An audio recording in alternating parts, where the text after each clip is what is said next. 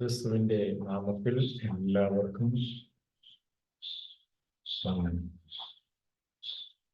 ദൈവം നമ്മെ എല്ലാവരെയും അനുഗ്രഹിക്കട്ടെ. ഇന്ന് നമ്മൾ ചിന്തിക്കുന്നത് മത്തായി 10:39. സ്വന്തം ജീവൻ കണ്ടെത്തുന്നവൻ അത് നഷ്ടപ്പെടുത്തും. എന്നെ പ്രതി സ്വന്തം ജീവൻ നഷ്ടപ്പെടുത്തുന്നവൻ അത് കണ്ടെത്തും. നമ്മൾ ഒത്തിരി പ്രാവശ്യം ഇത് വായിച്ച് മറന്ന വചന ഭാഗങ്ങളാണ്. സ്വന്തം ജീവൻ കണ്ടെത്തുന്നവൻ അത് നഷ്ടപ്പെടുത്തും. എന്നെ പ്രതി സ്വന്തം ജീവൻ നഷ്ടപ്പെടുത്തുന്നവൻ അത് കണ്ടെത്തും. അപ്പൊ ഇതിൻ്റെ ഒരു ക്ലാസിക്കൽ എക്സാമ്പിളാണ് എല്ലാ വിശുദ്ധരും. പ്രത്യേകിച്ച് നമ്മൾ മദർ തെരേസനെ എടുത്തിട്ടുണ്ട്. മദർ തെരേസ സ്വന്തം ജീവൻ ക്രിസ്തുവിനെ പ്രതി മറ്റുള്ളവർക്കായി നഷ്ടപ്പെടുത്തിയവരാണ്.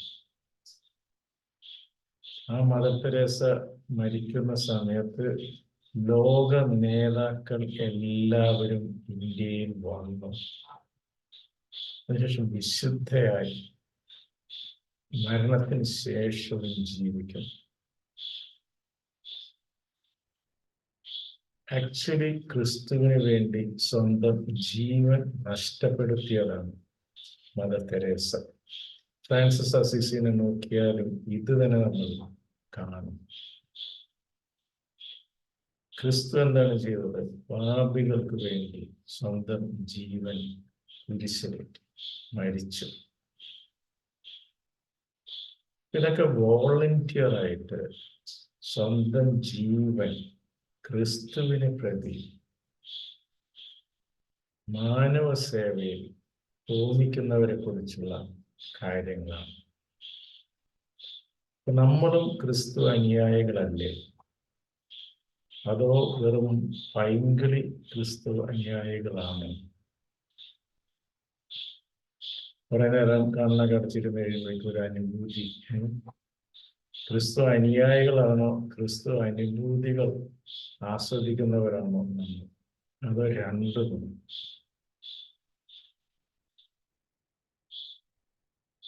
അപ്പൊ നമ്മൾക്കും ക്രിസ്തു പറഞ്ഞിരിക്കുന്നത് രണ്ടുള്ളവൻ ഒന്ന് ഇല്ലാത്തവന് കൊടുക്കട്ടെ. ഈ 10% കണക്ക് ഈ പഴയ നിയമത്തിലാണ്. ക്രിസ്തു പറയുന്നത് രണ്ടുള്ളവൻ ഒന്നുമില്ലാത്തവനെ കണ്ടാൽ ഒന്ന് അവന് കൊടുക്കട്ടെ. അതുപോലെ തന്നോടുകൂടെ 1 മൈൽ നടക്കാൻ ആവശ്യപ്പെടുന്നതിനോടുകൂടെ 2 മൈൽ നടക്കുക. എല്ലാം ക്രിസ്തുവിനെ പ്രതി. ആ ഒരു സ്കെയിലിൽ നമ്മളെ അളന്നു കഴിഞ്ഞാൽ നമ്മൾ എവിടെ നിൽക്കും? ഒരുപക്ഷെ നമ്മൾ കൂടുതൽ പ്രാർത്ഥിച്ചാൽ തന്നെ പല പ്രശ്നങ്ങളുണ്ട്. അപ്പൊ അതുപോലെ തന്നെ ഈ വചനത്തിൽ കർത്താവ് നമ്മോട് വീണ്ടും പറയുന്നു 36, സ്വന്തം കുടുംബത്തിൽപ്പെട്ടവർ തന്നെയായിരിക്കും ഒരുവന്റെ ശത്രുക്കൾ. എന്നേക്കാൾ അധികം പിതാവിനെയോ മാതാവിനെയോ സ്നേഹിക്കുന്നവൻ എനിക്ക് യോഗ്യനല്ല. സ്വന്തം കുരിശെടുത്ത് എന്നെ അനുഗമിക്കാത്തവൻ എനിക്ക് യോഗ്യനല്ല. സ്വന്തം ജീവൻ കണ്ടെത്തുന്നവൻ അത് നഷ്ടപ്പെടുത്തും. എന്നെ പ്രതി സ്വന്തം ജീവൻ നഷ്ടപ്പെടുത്തുന്നവൻ അത് കണ്ടെത്തും. നമ്മള് ഒത്തിരി സമയം ഇരുന്ന് പ്രാർത്ഥിക്കുക, കണ്ണടച്ച് ധ്യാനിച്ച് ക്രിസ്തുവിൽ ലയിച്ച് അങ്ങനെ ഇരുന്നാൽ ഒരു പരിധി വിട്ടു കഴിഞ്ഞാൽ വീട്ടുകാരുടെ പ്രശ്നങ്ങൾ, ഇയാളെന്താ ഇങ്ങനെ ഇരിക്കുന്നു. അതുപോലെ നമ്മുടെ ആവശ്യങ്ങൾക്കെല്ലാം മാറ്റിവെച്ച് മിച്ചമുള്ള തുകകൾ ആവശ്യക്കാർക്ക് കൊടുത്താൽ, അത് ഗണ്യമായ തുകകളാണെങ്കിൽ വീട്ടുകാർ പ്രശ്നം ഉണ്ടാകും. അപ്പൊ അതുകൊണ്ടാണ് കർത്താവ് പറഞ്ഞത്, സ്വന്തം കുടുംബത്തിൽപ്പെട്ടവർ തന്നെയായിരിക്കും ഒരുവന്റെ ശത്രുക്കൾ എന്ന് പറഞ്ഞു കഴിഞ്ഞാൽ ക്രിസ്തുവിനെ അനുധാവനം ചെയ്യുന്നതിനുള്ള അതിനെതിരെയുള്ള ശത്രുക്കൾ സ്വന്തം കുടുംബത്തിൽ നിന്ന് തന്നെയായിരിക്കും. കാരണം ഒരു കുടുംബത്തിലെ എല്ലാവർക്കും ഇത് ഗ്രഹിക്കണമെന്നില്ല. അല്ലെ, യഥാർത്ഥ ക്രിസ്തു അനുയായിക്ക് ഒരു സഫർ ചെയ്യുന്ന ആളെ കണ്ടു കഴിഞ്ഞാൽ, അല്ലെങ്കിൽ ഒരുവൻ സഹായം അഭ്യർത്ഥിച്ച് നമ്മുടെ അടുത്ത് വന്നു കഴിഞ്ഞാൽ അത് ചെയ്തില്ലെങ്കിൽ നമുക്ക് വലിയ കുറ്റബോധം തോന്നും. പരിശുദ്ധാരൂപി നമ്മൾ വസിക്കുന്നുണ്ടെങ്കിൽ നമുക്ക്